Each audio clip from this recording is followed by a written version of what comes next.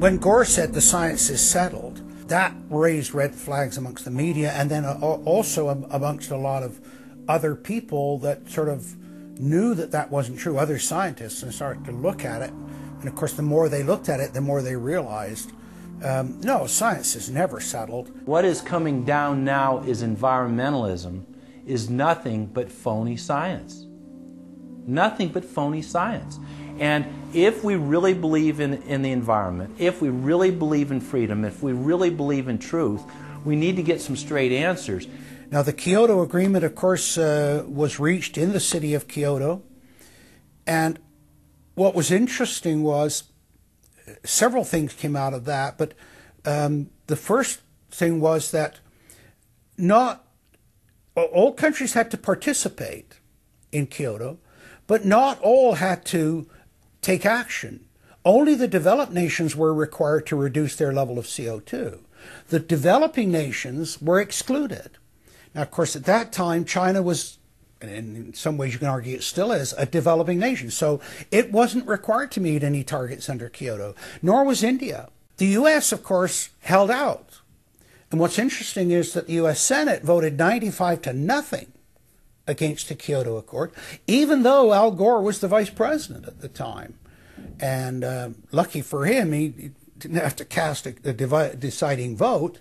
But so it was 95-0 against it, because the U.S. Senate saw, no, this is a socialist distribution of wealth. This is going to cost jobs and economy, and so they scrapped it completely.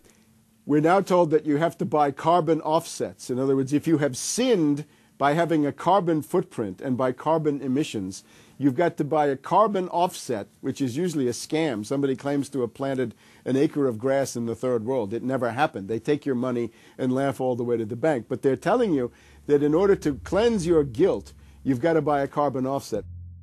Talk about carbon polluters. You talk about them.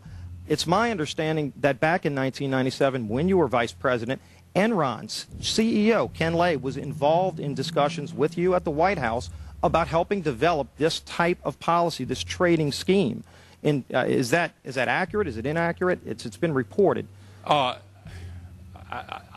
don't know, but I met with Ken Lay, as lots of people did, before anybody knew that he was a crook. Right, and clearly you can see why so many of us are concerned about this type of cap-and-trade energy tax that would be literally turning over this country's energy economy. I didn't know him well enough to call him Kenny Boy. Well, but you knew him well enough to help devise this trading scheme, and obviously we know what Enron and these big guys on Wall Street like Goldman Sachs, and I know you've got interest with Goldman Sachs. No. Well, that's been reported. Is that not accurate? No, I wish I did. With executives from you're partnered in companies with executives from Goldman Sachs. Well, if you're not. Al Gore has got to be the greatest con artist in modern history. This guy claims he invented the internet, even though it's on record he's a liar, and he got away with it. He was the pitch man that successfully sold, as vice president, NAFTA and GATT. That's lowered the standard of living in the United States and Mexico and almost completely deindustrialized our country. Now he's saying you should pay him and his private company, set up by Enron, a carbon tax on breathing. Look, if you want to buy Al Gore's propaganda, go ahead. But before you do that, you should at least look into the claims he's making. There was a meeting in the White House in 1998 between Al Gore and Bill Clinton, Ken Lay, and Lord Brown. Okay, well, who were these people? Well, we know the president, the vice president. Ken Lay, of course, was the president of Enron. And Enron was a major, major player in the carbon credit, carbon trading. And in fact, stood to make an enormous amount of money out of it. And so it was part of I think, part of the collapse of Enron. And Lord Brown, of course, was the head of the largest oil company in the world.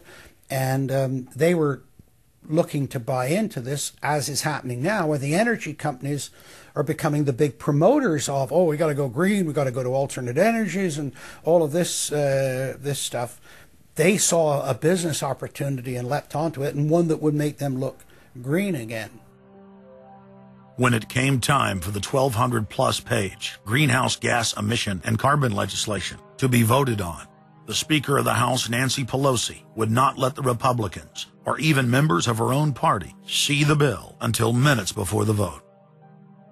Republican Minority Leader John Boehner engaged in a rare House filibuster and read shocking section after shocking section from the legislation. Now, I really hate to do this, but when you file a 300-page amendment at 3:09 a.m., the American people have a right to know what's in this bill and have a right to know what we're voting on.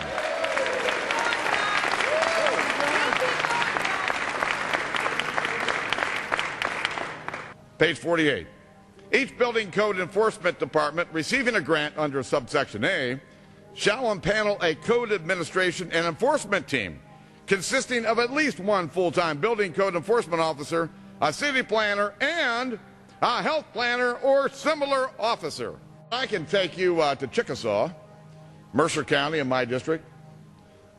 They don't have one full-time person that works for the village, all right, not one. Look at the mandate on every city, village in America right here in this bill.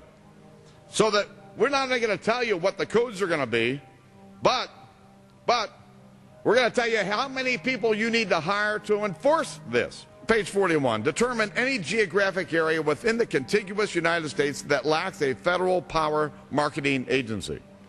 Because, you know, we can't move power around the country without a federal power marketing agency. We do it today, but now we have to have a new government agency to do this. All California housing standards are now going to be imposed on every American community. You don't have the right to have your own building standards in your community or in your state. Hell no, the federal government's going to tell you what they are.